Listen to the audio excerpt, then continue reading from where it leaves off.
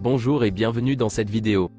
Je vais vous présenter l'actualité du Barça aujourd'hui, en ce mardi 2 janvier 2024. Si vous êtes nouveau sur la chaîne, ici je parle généralement de l'actualité du Barça. Donc n'hésite pas à t'abonner, et appuyer sur le bouton j'aime et un commentaire pour le référencement, et ainsi me soutenir. Voici mon compte TikTok, pour les intéressés.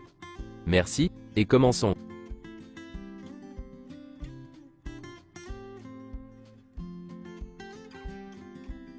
Avant tout, je vous souhaite une bonne et heureuse année 2024, et je vous souhaite surtout la santé pour cette nouvelle année, car sans la santé on ne peut rien. Merci à vous, et maintenant commençons. Voici quelques photos de la première séance d'entraînement de l'année, qui a été effectuée hier.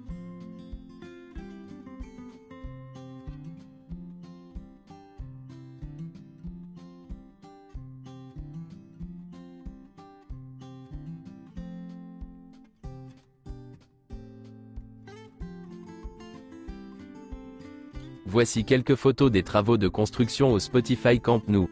Selon Sport, Joan Laporta espère que le Barça pourra à nouveau jouer au Spotify Camp Nou, le 29 novembre 2024.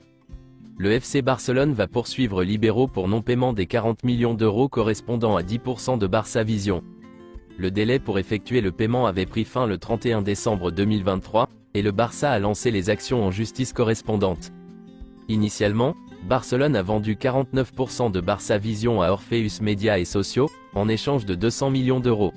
L'été dernier, Libéraux et Nipa ont racheté 29,5% de ces 49%, pour débloquer l'opération et réactiver ce levier, mais Libéraux n'a pas pris en charge les 40 millions qu'il devait payer lors de l'acquisition, et l'affaire finira donc devant les tribunaux. Le Barça va donc poursuivre Libéraux en justice, pour ne pas avoir payé les 40 millions d'euros dus au club pour la vente partielle de Barça Studio. À l'origine, l'argent devait être versé en août, mais le club a repoussé la date limite au 31 décembre, date qui n'a pas non plus été respectée. Pablo Fuertes sera l'arbitre du match contre Las Palmas, et Melero Lopez sera à la VAR. Xavi ne veut pas répéter la mauvaise image de l'équipe contre Almeria. La première mi-temps a été de loin la pire depuis qu'il a pris les rênes de l'équipe. Il envisage de procéder à des changements substantiels contre Las Palmas. Joao Félix pourrait être mis sur le banc. Sergi Roberto est un titulaire fixe, pour le match contre Las Palmas. Pedri se rendra en Arabie Saoudite avec l'équipe pour la Supercoupe. Il ne pourra pas participer à la demi-finale contre Osasuna, mais pourrait être prêt pour une éventuelle finale. Toutefois, aucun risque inutile ne sera pris avec lui. Le souhait de Xavi est de récupérer Íñigo Martínez et Pedri pour le mois de janvier qui s'annonce chargé, car il s'agit de deux pièces fondamentales. Araujo se remet très bien de sa blessure, et devrait être disponible pour le match contre Las Palmas. Il y a un problème avec Gundogan. Il a eu un accident dans le gymnase après l'entraînement, et a dû être recousu 2 fois à la tête.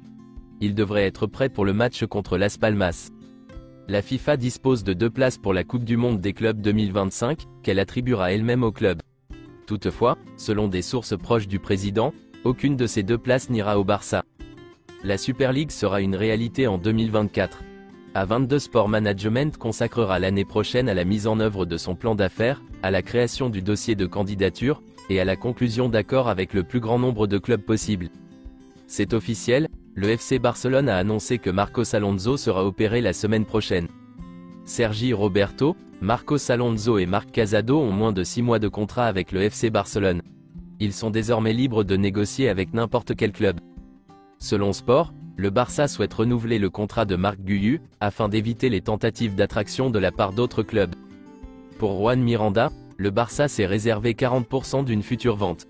Il est dans le collimateur de Milan depuis l'été dernier. Le Betis veut 4 millions d'euros, dont le Barça gagnerait 1,6 million d'euros, mais Milan pourrait l'avoir retiré de son agenda.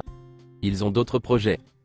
Selon Mundo Deportivo, Todibo est proche de rejoindre la Première Ligue.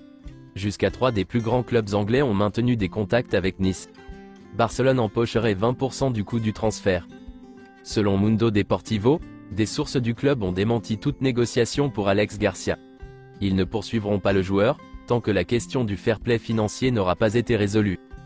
Girona n'est pas au courant que Barcelone négocie avec Alex Garcia.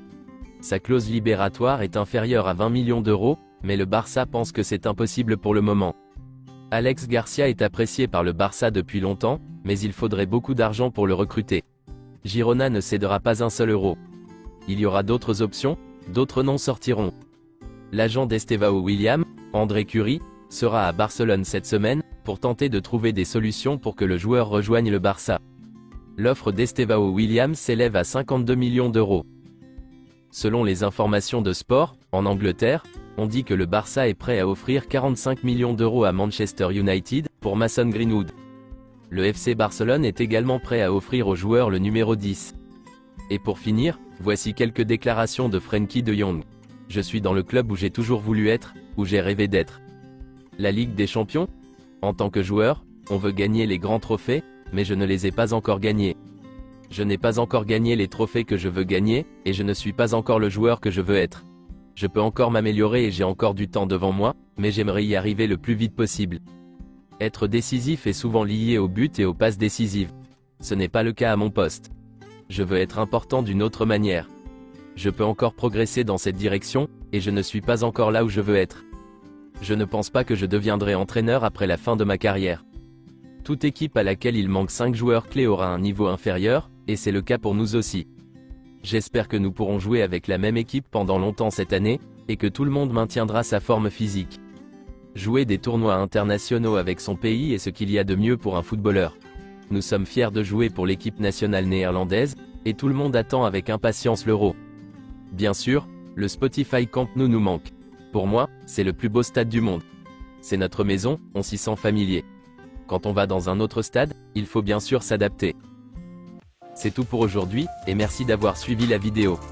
Mettez un j'aime si la vidéo vous a plu, et aussi un commentaire en donnant vos avis, et abonnez-vous pour ne pas manquer les prochaines vidéos. Merci, et à bientôt.